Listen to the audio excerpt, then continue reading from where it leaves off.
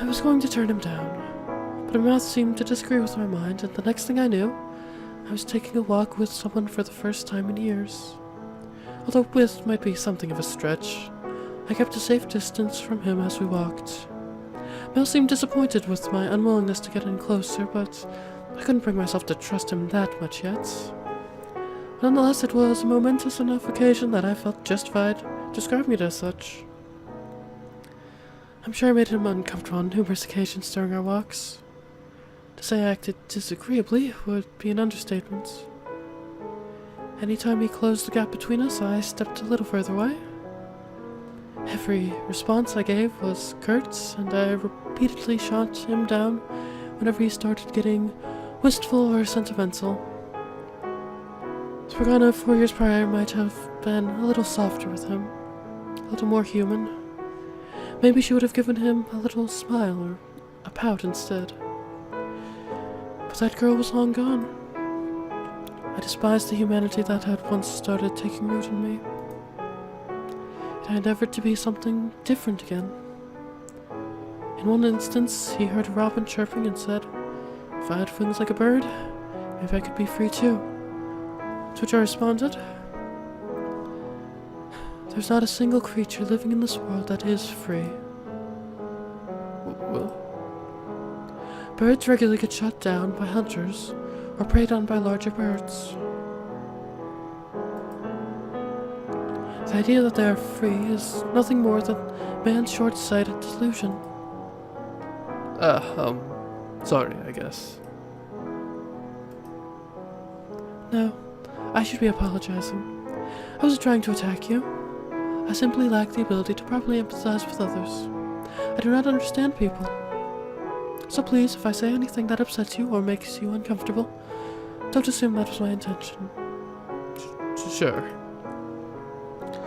Maybe you're hiding it, or maybe you just don't know it yet. But I think you've got more empathy than you're letting on.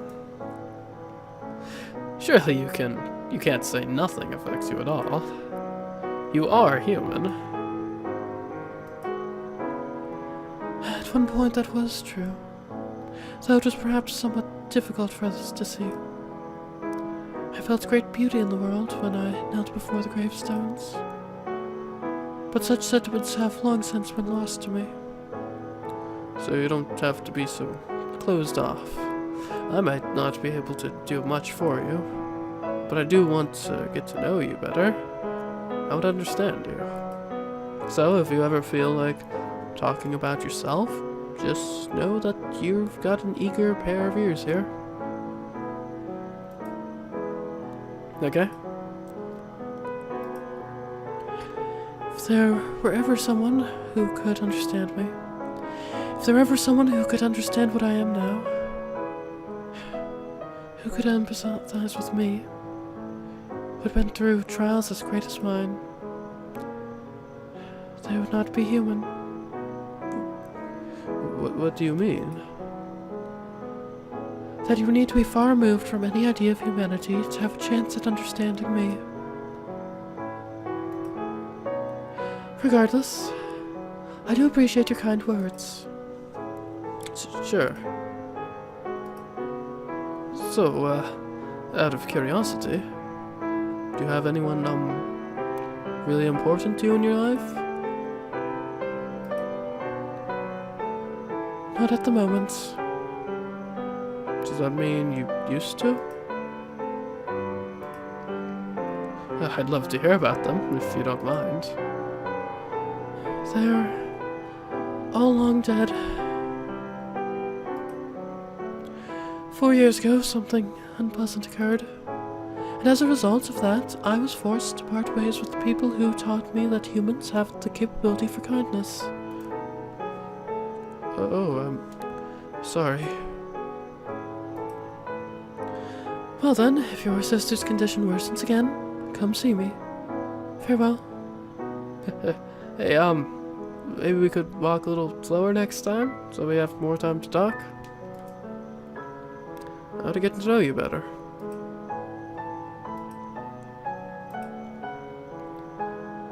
I'll consider it. Alright. So long. Bye.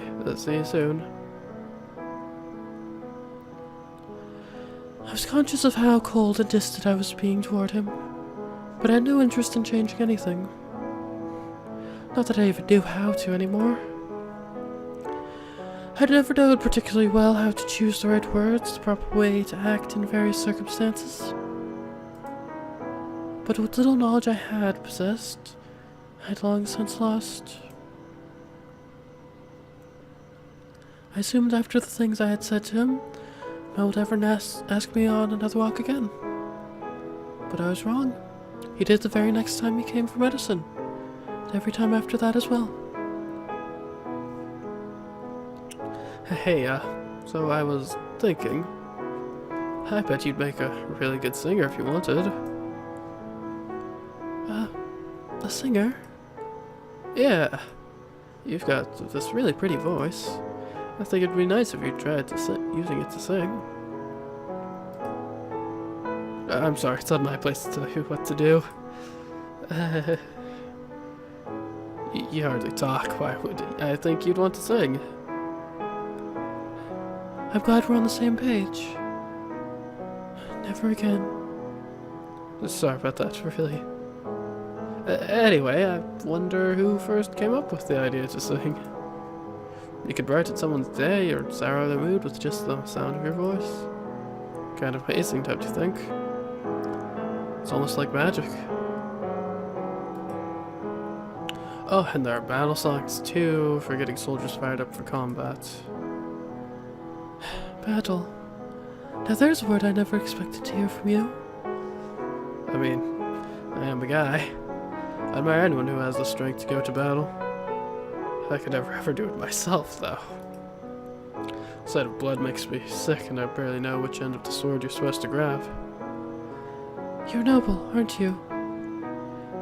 What need do you have for knowing how to use a sword? That's what I used to think, too. But now I think I should have gotten training. I may not have been a soldier, but I needed to be strong. I could have avoided so much if I was. And Nellie wouldn't have to live in a rundown shack in the middle of nowhere.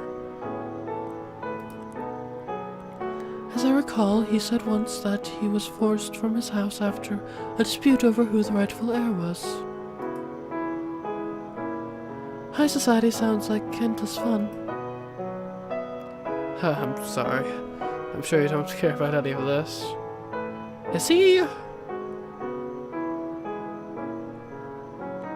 related to Barnier?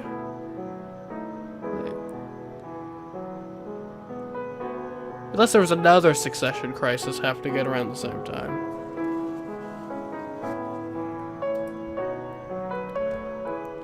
No, you're fine. I'm the one who asked. Thanks. I want you to know, I really do appreciate it. It's nice to just be able to talk about this stuff to someone. You're naturally sociable. I'm sure you could find plenty of other people willing to listen. I don't get into town much.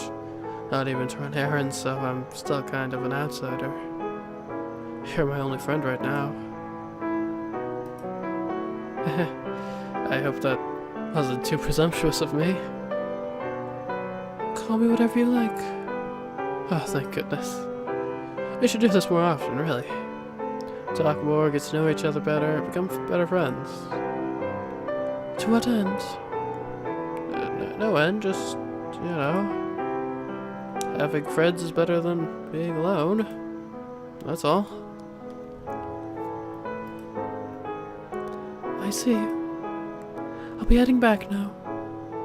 See you again. Yeah, see you soon, Morgana.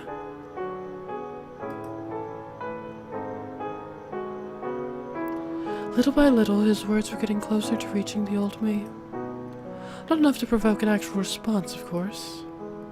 But that wasn't his fault. I'd locked myself up too deeply. I no longer knew how to express emotions, most especially those that resulted from human warmth. However, I had regained enough of something to feel a sort of nostalgia in my interactions with Mel. and I thought perhaps with enough time, I'd go back to who I had been 4 years prior. But shortly thereafter, he threw all that into the wind with a single utterance. I'll take anything at this point to make her better. I'll even take a miracle if I can get one. He appeared exhausted that day, much more than usual. His sister's condition had begun to worsen again. That one muttered word set off a spark in my mind. It set me back in time, well beyond when I was taught humanity 4 years ago, to my very origin. I was the daughter of God. My blood had healing properties. And the instant I remembered that, there's only one course of action I could take. Without a moment's hesitation, I informed him that miracles did exist, that I had been born a saint, that my blood had miraculous powers, that after leaving the village of my birth, my power had only ever been misused. First by the Lord for his sick banquets, then by me for letting it lay idle so long. Now is the time for you to correct that. He was a kind-hearted young man who loved his sister, who deserved this blessing more than them. I told him everything. At first he was surprised, but never once did he accuse me of lying. He listened carefully and intensely, taking in every word. And when I was finished, he said he believed me. He said he would entrust his sister's care to me. Belle's sister slept upon a simple bed. She was a sweet little girl who looked like she would have been quite spirited if not for her ailments. Both she and her brother had beautiful flaxen hair. It looked as if they had both been yanked from a painting. Seeing them there, I wanted to do everything I could to help them, to ensure their happiness, and I knew I had the ability to do so. No longer would I be the one receiving others' charity. I could be the one giving it again. And so I made a new cut on my mostly healed arm.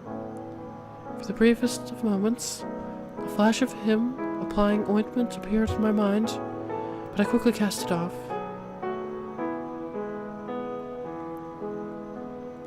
The flaxen-haired girl showed signs of recovering as a result of my miracle. The boy came to my cottage overjoyed to thank me. I was extremely proud of myself. I felt like for once I had actually saved someone's life. I had finally been able to use my gift to help someone truly good. After the miracle, though, he stopped referring to me as his friend. Understandably so. No one could think of themselves as equals with someone who performed miracles. Awe, fear, reverence, they're all feelings that came from the same place. An inability to think of me as human, who experienced the world the same way he did. He saw me as abnormal. I'd always been fine with that. It was how it was supposed to be. Being different was what I always wanted, and in some ways, it was what had kept me going. Though seeing him put more and more distance between us, it shouldn't have bothered me in the slightest.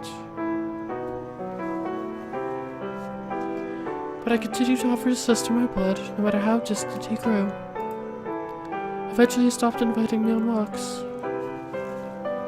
But that didn't matter. I would serve my duty and perform miracles regardless. He would simply knock on my cottage door and say, my sister's fallen ill again. Would you come perform another miracle? I could hear the apprehension in his voice. No longer did he show me his gentle smile. No longer did we listen to the birds singing together. No longer was I the one being cold and distant. And no longer did he say, "See you again," when we parted ways. Back in my village, when everyone feared and revered me as a saint, it filled me with a childish sense of superiority. But there's no superiority now. Wholly a prickling in the softened shell of my heart. I was no longer the child I had once been. I had changed. I learned what warmth felt like. My memories of that time were vague and ethereal, but the feelings they had created lived on deep within me. For a time, I had felt a warm feeling, familiarity around Mel, which only made me yearn for him to treat me that way again. I wanted to be able to open up to someone once more, so I never said as much out loud.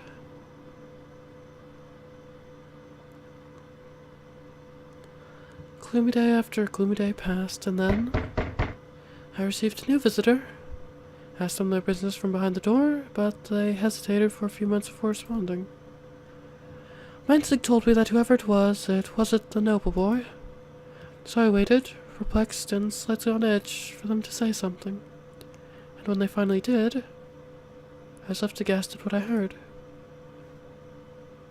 Are you the witch with the miracle blood?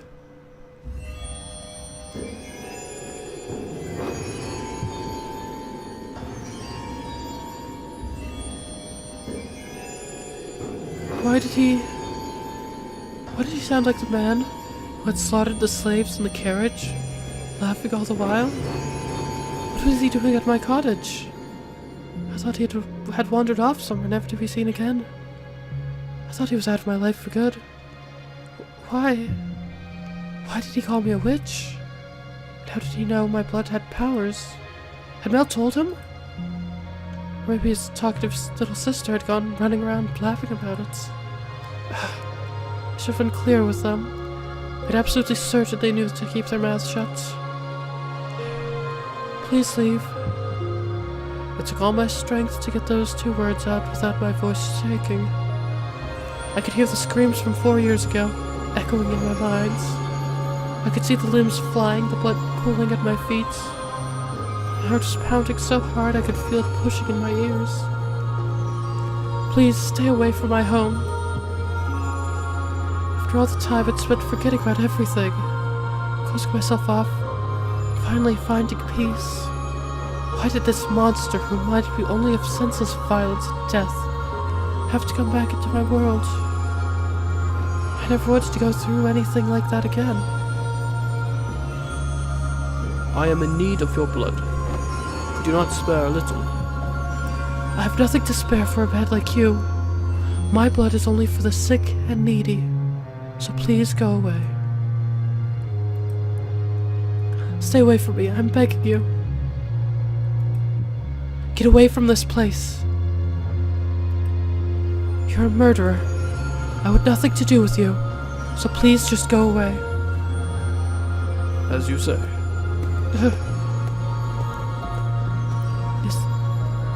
Is he gone? Oh, thank heavens. My eyes feel like they're burning. No, Morgana, you have to be strong. You cannot let this get to you. Be strong. You have nothing to fear. Nothing to fear. No, stop, fight it back.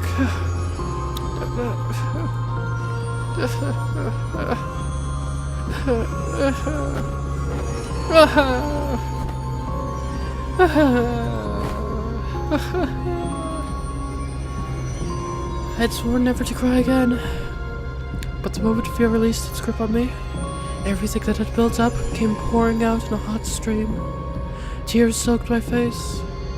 I wiped, and still my hands came back wet. With each passing second, I felt myself reverting into an ordinary, helpless little girl. No! That's what I had always been. My whole life I had just been putting on airs. When in reality, I wasn't even strong enough to withstand this little fright.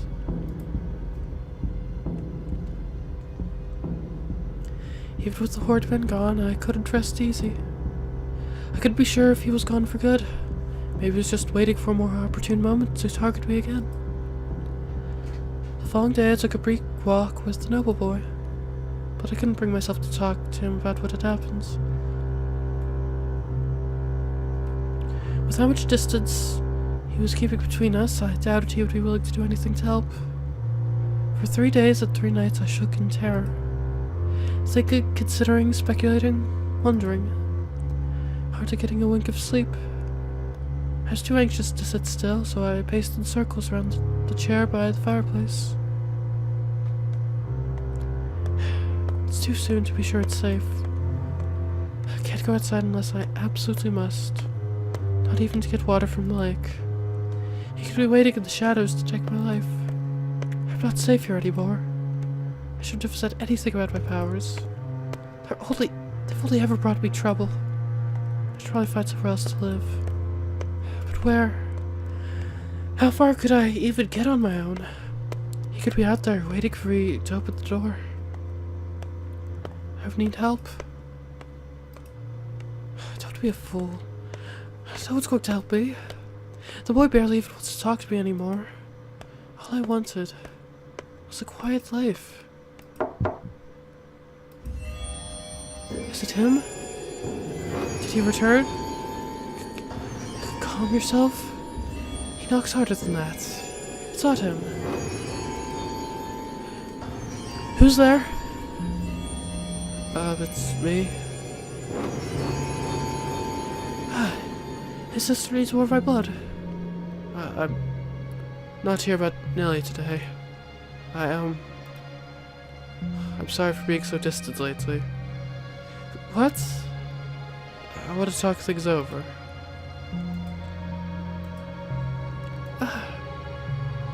He's finally reconsidered. If he'd treat you like a friend again, then maybe I could ask him. I want to talk to you too. I opened the door without a second thought. I let my guard drop, because in my mind the flaxen-haired boy briefly took the place of the slave man from the brothel. The man who had saved me from the terrible lord offered me his hand, guided me into the lights. And he was again to set me free. And here he was again to set me free. To take me away from this place, to take me somewhere new. He had pulled me out of the darkest depths of despair. And here he was again, ready to offer me his hand. A glimmer of hope to cast away the shadows. So I reached out to take it, and my arm went tumbling to the ground. My hope following not far behind. My arm!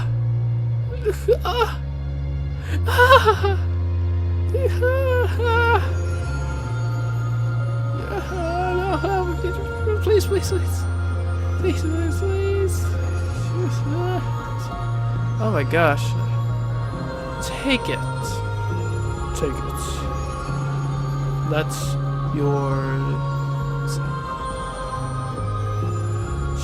your share. Should last you long enough. What do you mean? Take it. Take it. What do you mean? Why my arm? Why are you taking? Why? How could you betray me like this, like that? How could you? I opened the door and you said you wanted to talk, so what is it that man doing here? Why would you bring him here? How could you do this to me? What does he mean? Your share. What, is it just easier for you to take the whole arm and keep coming back and asking for me to help? Is that what this is? I thought you were a good person. I thought you were a good person. I trusted you. I believed in you. I opened the door for you because I thought you wanted to talk. I trusted you. I trusted you. I trusted you. I thought you were a good person, a nice man. I would have given you and your sister as much blood as you needed, and you just had to ask, and I would have come to you. Didn't have to do this. You didn't have to. I would have helped whenever you needed it. Why would you? How could you? How? Why? Tell me, why? Tell me, how could you do something so terrible, so cruel? Would you tell me? You wouldn't tell me. Tell me. Tell me. Tell me. Tell me. Tell me. Tell me. Tell me. Tell me. Tell me. You wouldn't do this to me. You wouldn't. You wouldn't. You wouldn't. You wouldn't. You wouldn't do this to me.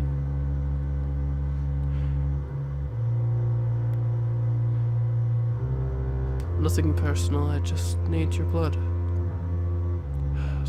Without it, she'll lose her church. She needs the money. I needed some way of getting enough money to keep her church running. So the Lord made me an offer. The Lord? Why him again?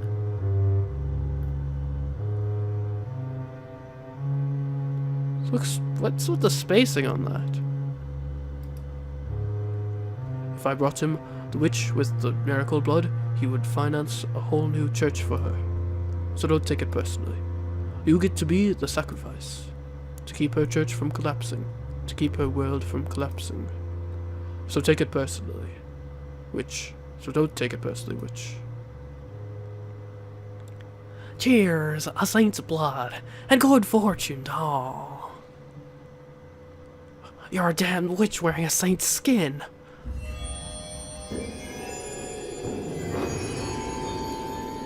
No, I'm not a witch.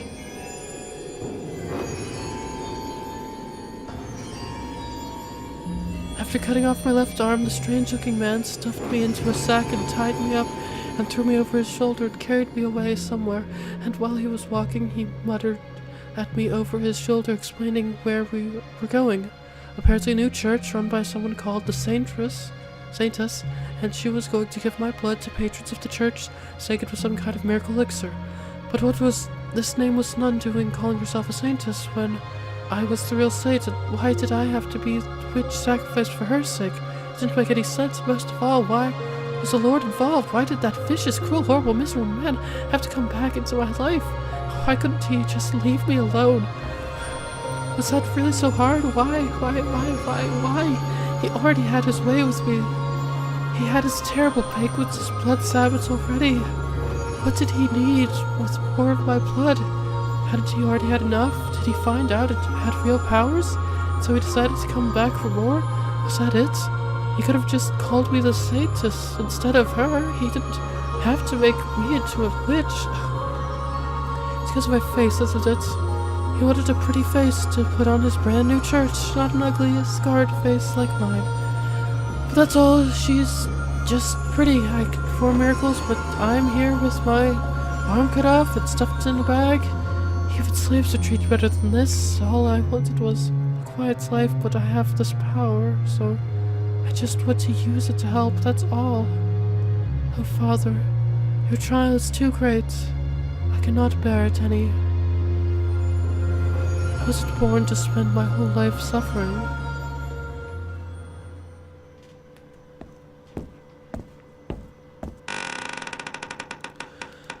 About time. There's your witch. Tell me you didn't harm her, dog. I smell blood. You only instructed me to not kill her. Mistakes were made. Limbs were lost. I cleaned up all the blood I got on me. No one suspected anything. That you were able to immediately recognize it as the smell of blood says quite a bit, Lord. You have killed before, haven't you? Enough yapping. She is alive, yes? Of course.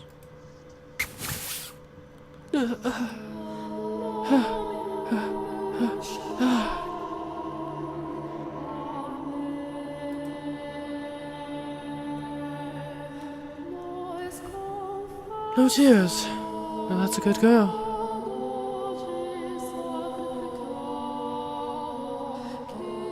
Wait, was this said?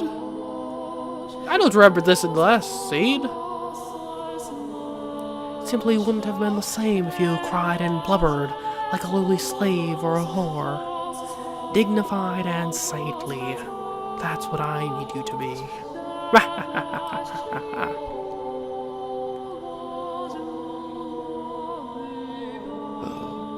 Welcome, witch. You'll be giving your blood to all my people now.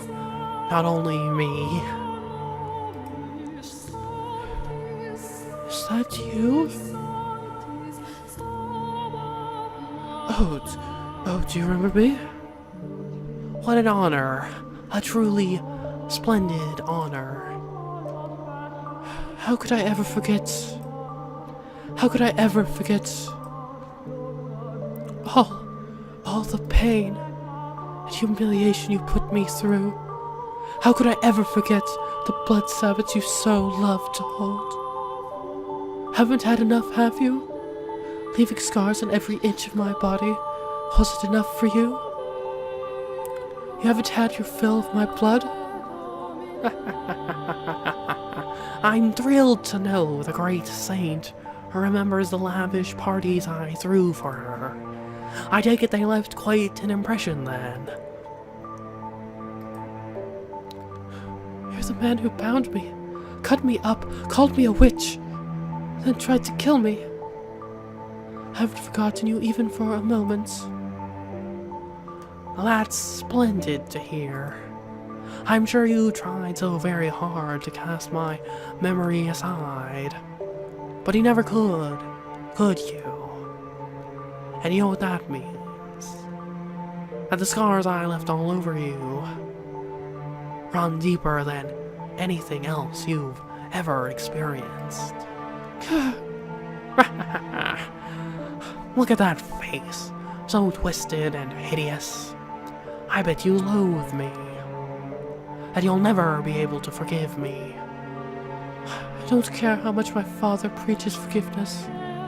That's the one thing you'll never get from me. I despise you with all my soul. I revile you with every fiber of my being. For every scar you gave me, I give you a lifetime of hatred. You'll never have my forgiveness. This man, the Lord, he destroyed me, mind and body. This man ruined my life. I see. So I'm the one who ruined your life. But why should that concern me? Your words are as insignificant as the chirps of a dying robin. Scream and shout until your throat goes sore. It doesn't change anything. We lock the witch up and proceed as planned. Oh, Father, God of heaven and earth, my life has become nothing, shattered and empty.